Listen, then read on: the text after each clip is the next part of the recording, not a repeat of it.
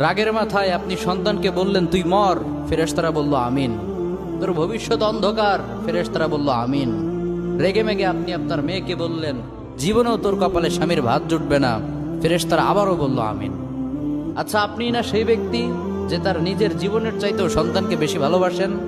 আপনি না সেই ব্যক্তি যে তার সন্তানের জন্য হাসতে হাসতে নিজের জীবনটাও দিয়ে দিতে পারেন?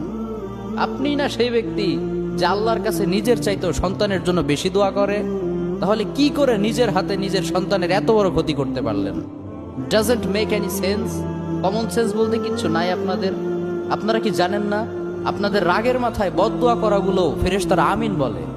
দাওয়াতুল ওয়ালিদ আলা ওয়ালাদি, বাবা মা তার সন্তানের জন্য যেই দোয়া করে সেটা ভালো হোক কিংবা বদদোয়া হোক, আল্লাহ সেটাই কবুল করে নেয়।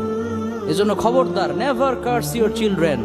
রাগের মাথায় কখনো সন্তানকে অভিশাপ করবেন না। খুব বেশি রাগ উঠে গেলে তার জন্য উল্টা